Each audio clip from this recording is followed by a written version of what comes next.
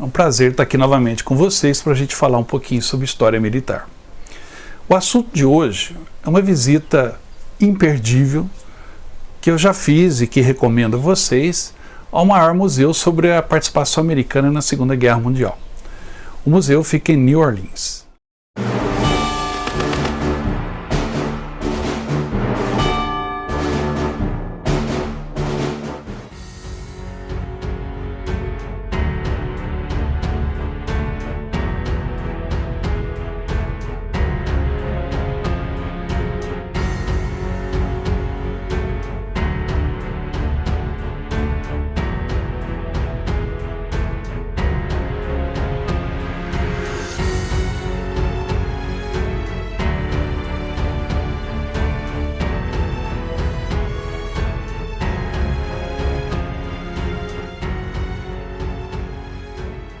O Museu Nacional da Segunda Guerra Mundial foi fundado pelo escritor Stephen Ambrose.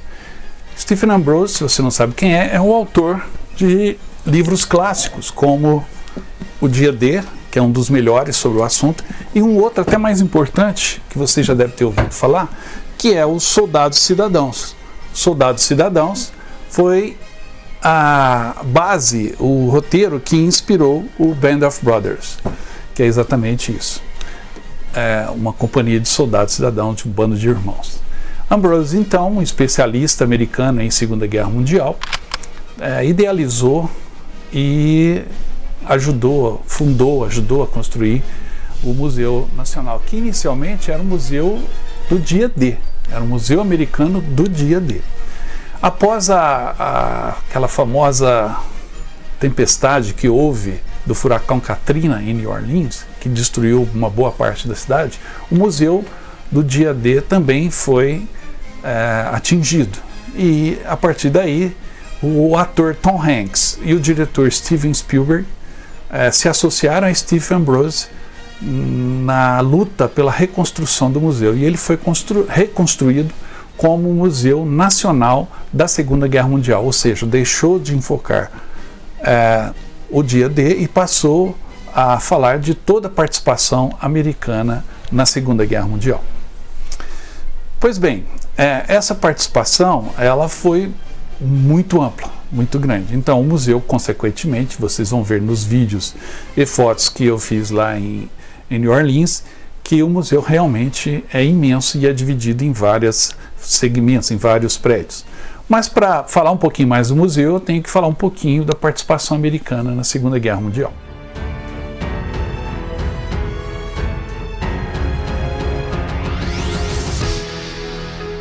A participação americana na Primeira Guerra Mundial deixou marcas na sociedade americana. E uma boa parte do povo americano não queria que os Estados Unidos se envolvessem mais em algum conflito europeu para resolver questões europeias.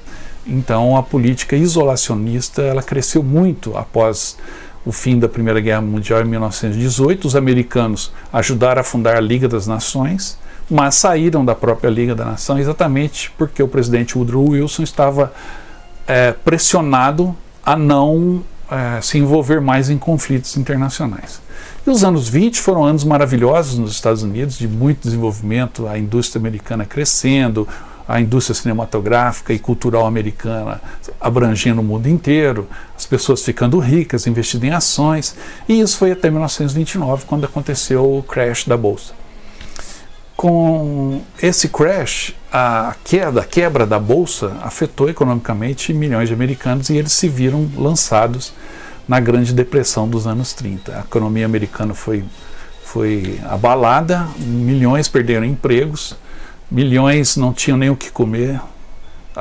Ao mesmo tempo houve tempestades de areia que no meio oeste americano afetou muito a produção agrícola, então as pessoas deixavam o campo e iam para a costa oeste, para a Califórnia, tentar fazer a vida, e foram anos duros. Mas aí o governo, houve uma mudança no governo, o Franklin Delano Roosevelt foi eleito e ele implantou um projeto de reconstrução nacional chamado New Deal. Com esse projeto, o Estado interveio mais na economia, passou a fazer grandes obras e começou a gerar mais empregos. As pessoas lentamente foram recuperando uma condição melhor de vida e recuperando seus empregos e o ganha-pão. Mas as nuvens de guerra se aproximavam novamente do continente europeu e também do continente asiático, e o Roosevelt passou a defender a participação americana, o engajamento americano, o envolvimento americano nas questões internacionais, embora uma boa parte do público assim não o desejasse. Com isso, Roosevelt ficou numa situação difícil politicamente falando e o seu poder começou a ser questionado. Roosevelt já havia sido reeleito uma vez e, por tradição nos Estados Unidos, embora não haja lei que impeça isso, mas é uma tradição que os presidentes cumpram 2 mandatos e depois se afastam da política ativa. Mas, devido à situação e devido ao sucesso do plano New Deal, Roosevelt teve apoio popular e foi para um 3º mandato. Só que daí, quando ele começou a defender o envolvimento americano na guerra europeia ou asiática, ele começou a ser questionado internamente. Um dos que o questionavam era, por exemplo, o Charles Lindbergh, o grande herói que atravessou o oceano no avião, o primeiro homem a fazê-lo, mas que tinha simpatias nazistas e questionava muito Roosevelt. Outro era o Ford, Henry Ford, que também questionava o envolvimento americano nas questões estrangeiras. Mas tudo começa a mudar em 1941, quando, em 7 de dezembro, vocês sabem, houve o ataque à base americana em Pearl Harbor. A partir desse ataque, os americanos declararam guerra ao Japão. Logo após, Adolf Hitler declarou guerra aos Estados Unidos da América e os Estados Unidos então se viram lançados em um grande conflito. No início de 1942, a indústria americana estava totalmente voltada para a guerra e essa indústria ela alimentava não só os soldados americanos, mas também todos os soldados aliados, inclusive a União Soviética. Muitos historiadores condicionam o sucesso soviético diante da invasão alemã ao abastecimento das tropas e dos soviéticos com equipamento, alimento, munição, jipes, tanques, caminhões.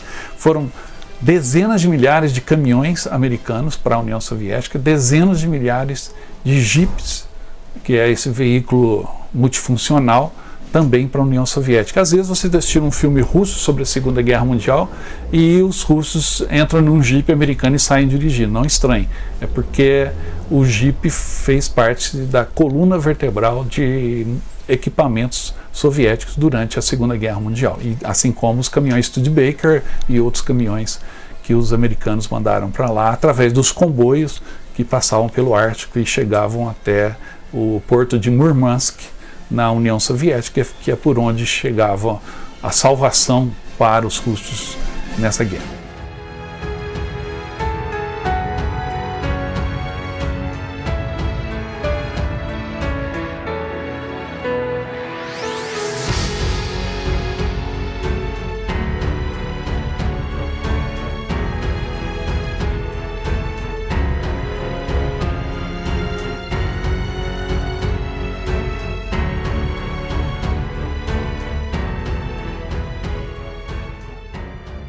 Então a indústria americana, que era o chamado fronte interno, fronte doméstico, acelerou demais a produção. Eles produziam aviões, a indústria Ford, que a princípio Ford era contra a guerra, a indústria Ford produzia aviões em 2, 3 dias. Eles montavam jipes e caminhões em poucas horas. Então o arsenal da democracia, o arsenal da vitória foi todo ele feito nos Estados Unidos. As tropas brasileiras, por exemplo, que foram lutar na Itália em 44 e 45, chegaram lá com uniformes feitos no Brasil. Eles foram imediatamente substituídos por uniformes americanos e as forças brasileiras foram equipadas, armadas, uniformizadas com produtos vindos dos Estados Unidos, porque a qualidade era, sem dúvida, a indústria americana tinha atingido um patamar diferenciado nesse nível, nessa etapa da guerra. Voltando então ao envolvimento americano, em 42 a indústria estava toda voltada já para a guerra. Os americanos logo estavam indo para a África do Norte, já em 1943, e também para a Sicília, no sul da Itália. Então já estavam lutando em 2 frontes. E na África ficaram até derrotarem as forças do eixo, alemães e italianos que ali estavam. Na Itália foram subindo a bota até se confrontarem em Monte Cassino com as forças alemãs muito bem entrincheiradas e a linha gótica que segurou os americanos e os seus aliados até o final da guerra. Mas logo em 44 também houve o desembarque na Normandia, e ali as tropas americanas lideraram esse assalto à Fortaleza Europa e começaram a empurrar os alemães de volta para a Alemanha. E aí aquela série de batalhas famosas, batalha do Bulge, batalha de Bastogne, né, como vocês chamam, e mesmo no norte da França aconteceram muitos confrontos bem violentos, e os americanos foram usando todo o seu peso, a sua indústria de guerra, o seu armamento, os seus aviões, para empurrar os alemães de volta para casa. O mesmo aconteceu no Pacífico, a partir do ataque a Pearl Harbor. Logo os americanos, usando todo o seu potencial, foram minando as forças japonesas, que não tinham o mesmo poderio industrial que os americanos têm. Então, a cada avião e piloto perdidos, os japoneses custavam a repor aquilo, e os americanos tinham toda essa indústria por trás. Então, a vantagem industrial, tecnológica e mesmo de treinamento de soldados foi decisivo na vitória americana também no Teatro do Pacífico, né? Após a invasão das ilhas, Okinawa, Saipan, Marianas, Iwo Jima, que é famosíssimo, né? Da cena da bandeira, dos soldados americanos tinham a bandeira em Iwo Jima. Após todos esses combates no Teatro de Operações do Pacífico, a invasão do Japão seria custosa demais, e aí mais uma vez o peso da indústria e do desenvolvimento americano foi decisivo, porque eles desenvolveram a bomba atômica e lançaram 2 bombas, Hiroshima e Nagasaki, para encerrar a Segunda Guerra Mundial. E após o fim das hostilidades, os americanos também foram decisivos na formatação desse novo mundo, só que surgiu uma nova potência, no caso a União das Repúblicas Socialistas Soviéticas, e aí começou a Guerra Fria, mas isso é uma outra história.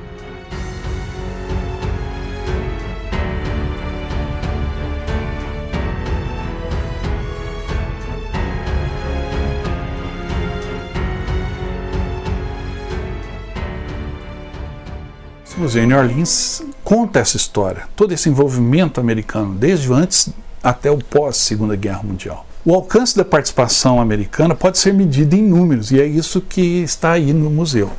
Durante a guerra, 16 milhões de americanos serviram as Forças Armadas, ou seja, 16 milhões de americanos fardados, em uniforme e engajados, fora as pessoas que ficavam nas fábricas, nas cidades americanas, produzindo e trabalhando para suprir esses soldados armados. Ou seja, uma verdadeira máquina foi instalada nos Estados Unidos. Foram 16 milhões de americanos, dos quais 405 mil foram mortos e 671 mil foram feridos. Existem também 130 mil prisioneiros americanos de guerra que, após o final do conflito, 116 mil desses 130 mil puderam voltar para casa. Com esses números dá para ter uma ideia de quanto foi marcante a participação americana no confronto e o quanto que esse museu, que está em New Orleans, significa, porque ele conta essa história nos seus pavilhões.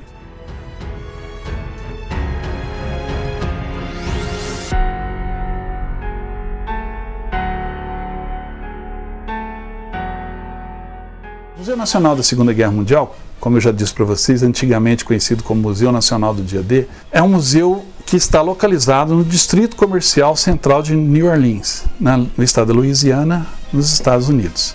O endereço é na Andrew Higgins Drive, entre Camp Street e Magazine Street. É bem fácil de chegar.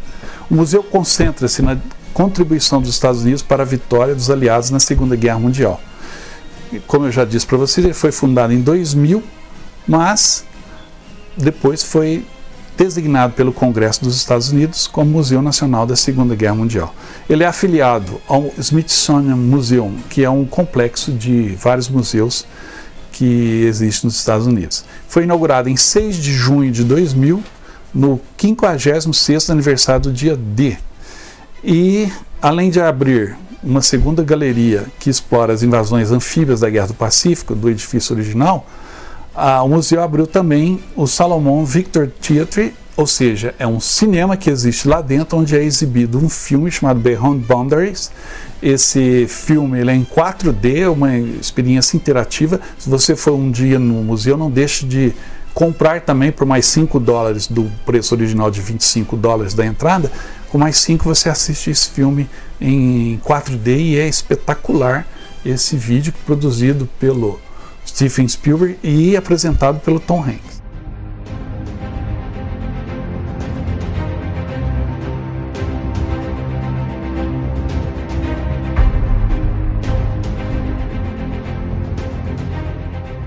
Além do museu, você tem o Boeing Center, que é onde estão os aviões.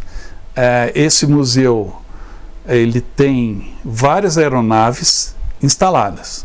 É o maior prédio de todo o complexo de prédios do museu, e a coleção ela inclui um B-17 Flying Fortress, a Fortaleza Voadora, um B-25 Mitchell, um SBT-3 Dauntless, um TBF Avenger, um P-51C Mustang e um Corsair F-4U-4, além de também você poder entrar numa sala, na reprodução de uma sala de comando de um submarino, o USS Tank, e também na cabine de comando de um B-24 Liberator, que está cortada para você poder ver como que era por dentro o B-24.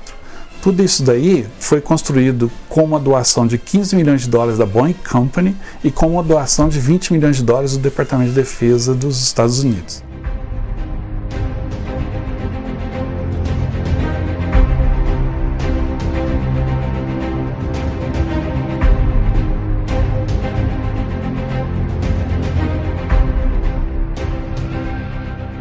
Essa experiência de ver esses aviões é completa. Existe uma escada que você vai subindo e você está vendo também as minhas fotos lá. Você vê o avião por baixo, depois você sobe um lance da escada e você está no mesmo nível do avião, e depois você sobe mais outro lance da escada e aí você está por cima do avião e o avião suspenso em relação ao piso do museu. Ou seja, você tem a oportunidade que eu nunca tive em nenhum outro museu do mundo. Já estive até no museu da Força Aérea Britânica em Londres, o Randall Museu, que eu vou deixar no final, na descrição, o link para você poder assistir esse vídeo do Museu da RAF em Londres.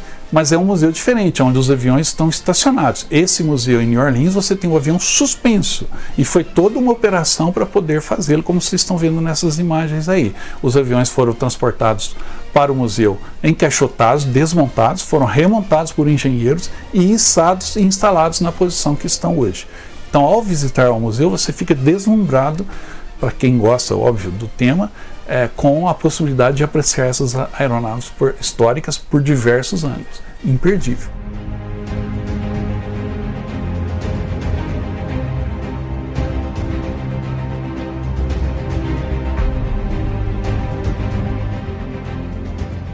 Existem também outras alas do museu, como a Road to Berlin, a Estrada para Berlim, o pavilhão Campanhas de Coragem, que tem um foco no teatro de guerra europeu. Ali você pode ver mais um avião, no caso um avião alemão, o Messerschmitt Bf-109, que também está ali pendurado, e armamento, fardamento, munição, documentos relativos ao teatro de operações da Europa, nesse nicho, nesse prédio chamado Road to Berlin. Existe também uma outra parte que chama Road to Tokyo, a Estrada para Tóquio, dentro do mesmo pavilhão. Só que aí o foco é a Guerra do Pacífico. Ali estão também armamentos, uniformes japoneses, munição, existem displays reconstruindo a floresta, reconstruído porque a luta no Pacífico foi travada na Floresta das Ilhas. Enfim, existe muita interatividade também, outros filmes sendo projetados. Existe também ali um avião pendurado em um display, um tigre voador, né, o P-41. E então isso dá uma visão também bem completa da luta no Pacífico.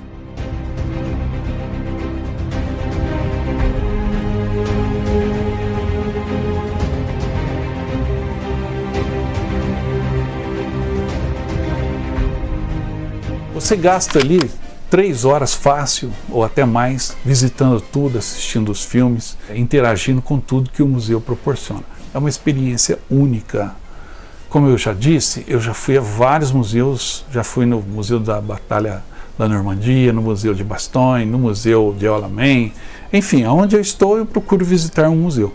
Mas o Museu Nacional da Segunda Guerra Mundial ele oferece uma perspectiva diferente, a perspectiva, lógico, americana do confronto, mas a forma como tudo está exposto é bem diferente e vale a pena. Eu tive até a oportunidade de vestir um fardamento original da Segunda Guerra, que acho que caiu bem em mim, que eu uso até aí na abertura do nosso programa e no símbolo da nossa página no Facebook.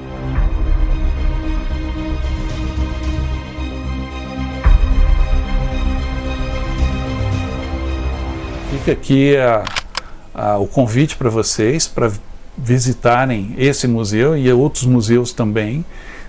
Lembrando sempre, eu já disse isso em outros programas, eu faço o roteiro turístico da Rota do Blues, o sul dos Estados Unidos, Geórgia, Mississippi, Tennessee, Louisiana, Alabama, e você vai ter a oportunidade de passar por esse museu dentro desse roteiro que eu faço. Em 2021 estaremos voltando por lá, além de ir em muitos outros lugares, tá bom? Fica o convite e fica também aqui o meu agradecimento a vocês pela atenção. Espero que tenham gostado do programa, espero que tenha despertado em vocês a vontade de conhecer esse museu e logo a gente estará se encontrando novamente aqui ou, quem sabe, visitando o museu em New Orleans, tá bom? Muito obrigado, curta, compartilhe o nosso canal, se você não está inscrito, se inscreva, por favor, para poder receber os outros vídeos. A gente sempre está lançando coisas boas aqui. E é com o maior prazer que a gente faz isso por você, tá bom? Vem integrar aqui o nosso time, o nosso grupo de guerreiros do Sacred Ground. Até a próxima.